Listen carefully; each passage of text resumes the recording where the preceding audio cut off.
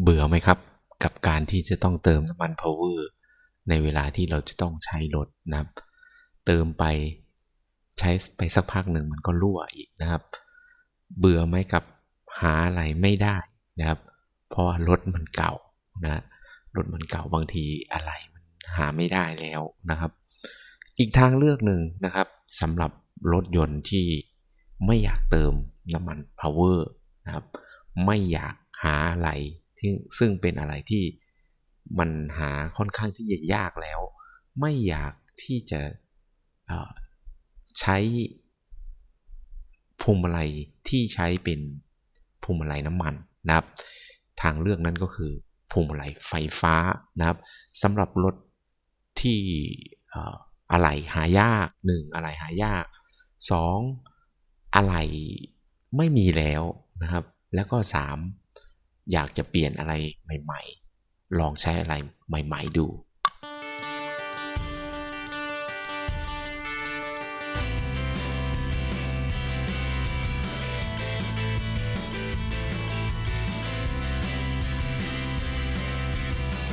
สวัสดีเพื่อนๆที่ใช้รถและสวัสดีเพื่อนๆที่สนใจเกี่ยวกับเรื่องรถนะครับวันนี้ผมมีอีกคอนเทนต์หนึ่งนะครับที่จะมานำเสนอนะครับในการทดแทนนะในการทดแทนอะไรที่มันหายากนะครับรถที่เป็นแบบของเราวันนี้ก็คือ Toyota หน้าแรมนะครับโอ้ย้อนยุคไปไกลมากเลยนะครับรถคันนี้พวงมาลัย power มันรั่วนะครับจริงๆหน้าแหลมนะครับถ้าเป็นตัวแรกๆตัว1,600นะครับถ้าผมจำไม่ผิดมันจะเป็นพวงมาลัยธรรมดานะไม่มี power นะยุคนั้นจะไม่มี power ยกเว้นตัวใหม่ๆขึ้นมานะมันถึงจะมีพวงมาลัย power มาให้นะครับรถคันนี้พวงมาลัย power มันรั่วนะครับแล้วอีกอย่างหนึ่งแกนของพวงมาลัยเนี่ยมันเป็นตามดซึ่งซ่อมแล้วมันไม่จบนะครับประกอบกับอะไหล่มือสองเนี่ยหายากนะครับแล้วก็ค่อนข้างหายากไม่พอค่อนข้างแพงด้วยนะครับอันดับ3ถ้าจะแปลงเอาของอย่างอื่นใส่เนี่ยมันก็แปลงได้แต่มันมีอีกทางเลือกหนึ่งนะครับมันเป็นทางเลือกที่ค่อนข้างที่จะน่าสนใจนะครับก็คือใส่เป็นพวงมาลัยไฟฟ้าไปเลยนะครับผมจัดการเอาชุดแกนพวงมาลัยเดิมออกมาแล้วก็ใช้พวงมาลัยไฟฟ้าเข้ามาเพื่อจะทำการทดแทนมันนะครับเราจะต้องใส่เข้าไปตรงกลางของตัวแกนของ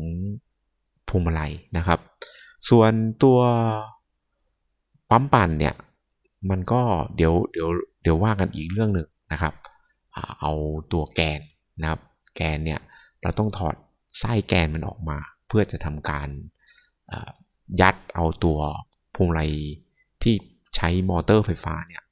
เข้าไปประจำการมันนะครับซึ่งหลักการทำงานของพวงมาลัยไฟฟ้าเนี่ยมันก็จะมีไฟตรงแล้วก็กาวตรงนะครับแล้วก็มีสัญญาณเปิดสวิตช์นะครับสัญญาณวัดรอบและสัญญาณความเร็วนะครับเข้ามานะครับสัญญาณต่างๆเนี่ยเมื่อเข้ามาพร้อมเนี่ยมันก็จะทำงานเต็มรูปแบบนะครับก็เป็นพวงมาลัยไฟฟ้านะครับ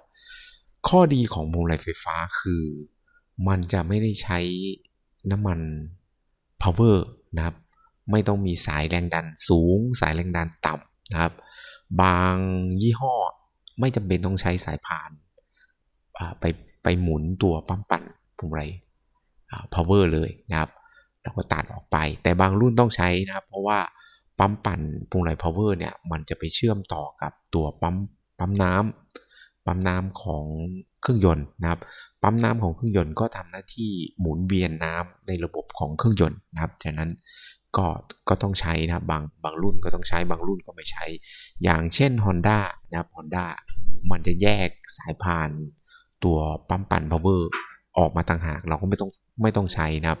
จะสังเกตดูนะครับรถ Honda ตัว Civic ปี 90 ขึ้นมาเนี่ยเขาจะตัดตัวพวงมาลัยpower ตัวเดิมออกเนี่ย เขาถอดปั๊มปั่นออกเลยมันจะโล่งเลยนะครับแต่สำหรับรถบางรุ่นนะครับมันต้องไปพ่วงกับตัวปั๊มปั่น power เพื่อจะทำการหมุนปั๊มน้ำนะครับฉะนั้นมันก็แล้วแต่ว่ารุ่นไหนจะต้องใช้งานแบบไหนนะครับส่วนตัวแกนของพวงมาลัยไฟฟ้าเนี่ยมันก็จะมีความยาวนะครับเราจะต้องทำการแปลงตัวแกนมันเพื่อจะให้เข้าไปกับตัวแกนของพวงมาลัยธรรมดาหรือว่าพวงมาลัย power นะครับ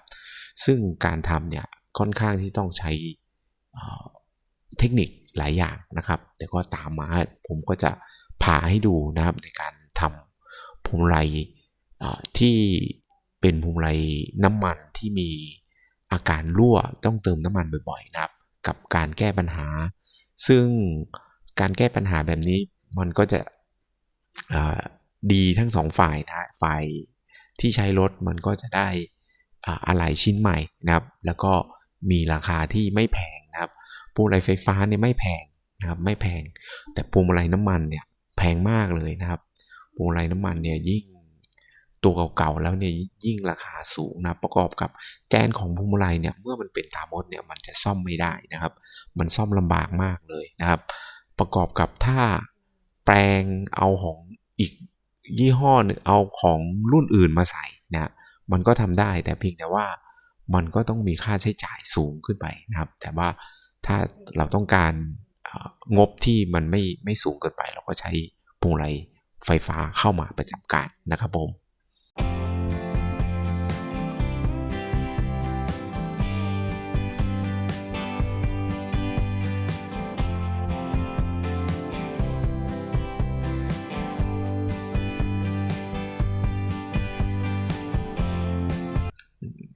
ในการแปลงของผมจะใช้ยอย